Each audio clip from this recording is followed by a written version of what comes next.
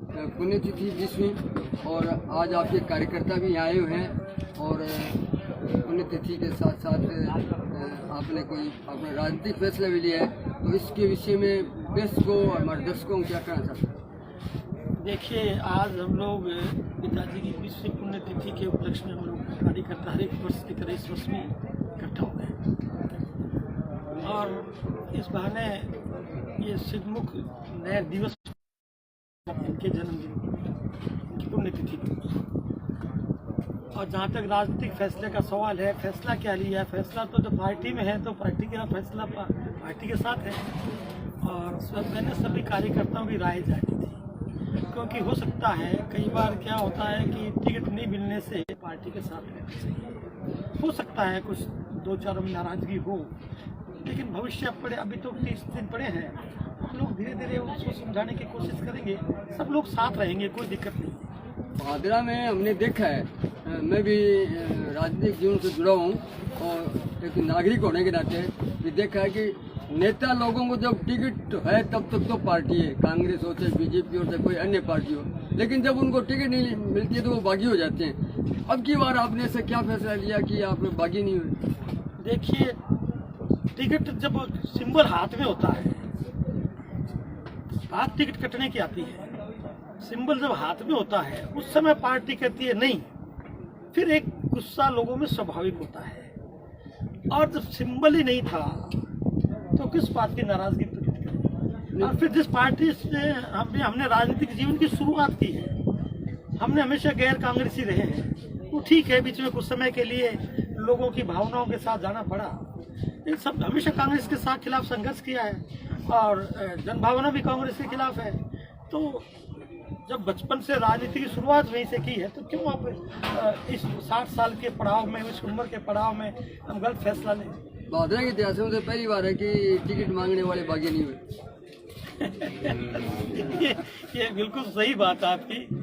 भादरा 200 विधानसभा क्षेत्रों में एक अलग तरह की कॉन्स्टिट्यूंसी है। ये न तो नेताओं के कभी आज तक समझ में आई, न जयपुर वालों को समझ में आई, न दिल्ली वालों को समझ में आई।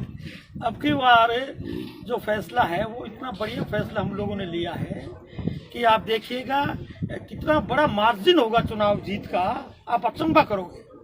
विधायक साहब, आपने पिछली बार जिसको विधानसभा में चुनाव हरवाया था, आज उसके साथ आप चल पड़े हैं, ये क्या रीजन है?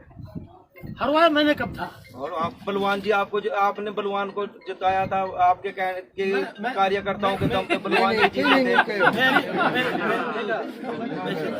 मेरे कहने का मतलब ये है कि जन भावना जो थी ना, वो इस तरह की थी पिछली बार कि लोगों बागों में ये था कि ठीक है, जयदीप जी को टिकट नहीं मिली तो उस पार्टी को तो देनी नहीं, और उनका वर्तमान जो हमारे उम्मीदवार हैं वो एंटी इनकम्बेंसी वोट थे, तो लोगों ने ऑटोमेटिकली लोग वहाँ चले गए। लेकिन मैंने किसी व्यक्ति को आज तक नहीं कहा कि तुम कॉमरेड को वोट दो, लोग बाग जुटे गए, ये स्थिति रही।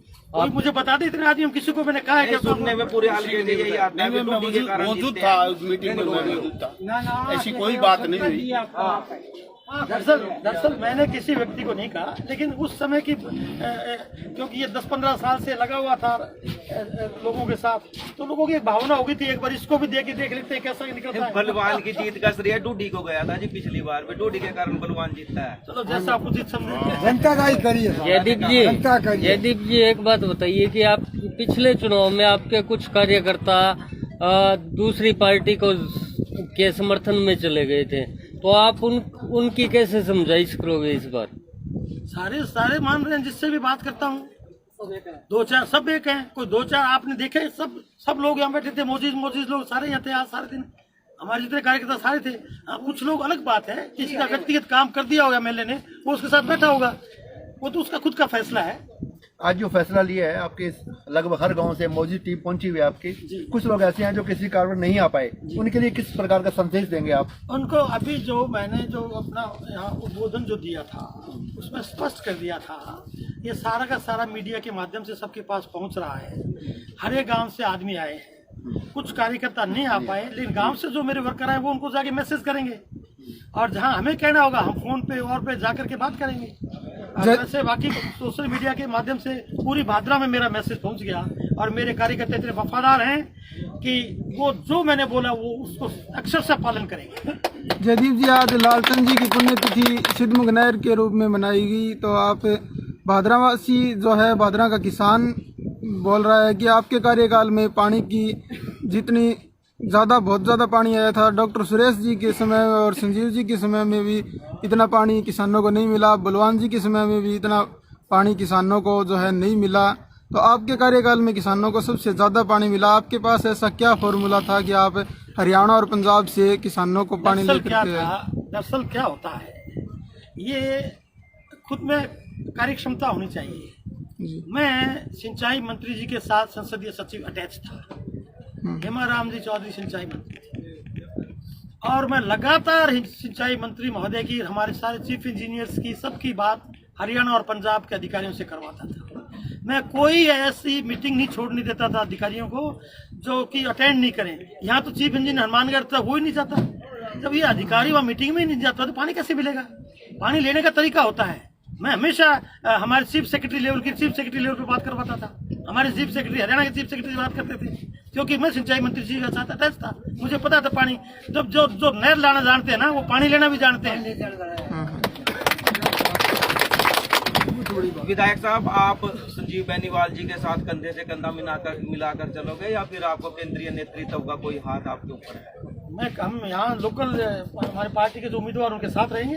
उनके साथ रहेंगे, क्योंकि वो अभी तक दिखाई नहीं दिया, उनका कोई फोन भी नहीं आया आपके पास भी, आपने किसका समर्थन? वो हमारी बातें होती रहती है। ठीक है जयदीप जी, ये सिद्धमुख नहर का सिंचाई क्षेत्र है जो, वो गांव आपके पेट गांव माने जाते थे, लगभग गांव। तो क्या आप उनकी एक मुख्य समस्या जो चकबंदी और मुरब्बाबंदी की है, बाराबंदी करवा के उनको कुछ सहूलियत दिलवाना चाहेंगे? बिल्कुल, आपका प्रश्न बहुत बढ़िया प्रश्न है। मेरे वक्त में मैंने सूची नंबर 8 से याद करवाई थी, 4 तैयार थी, 4 के बाद में 8 करवाई। अभी हम लोगों का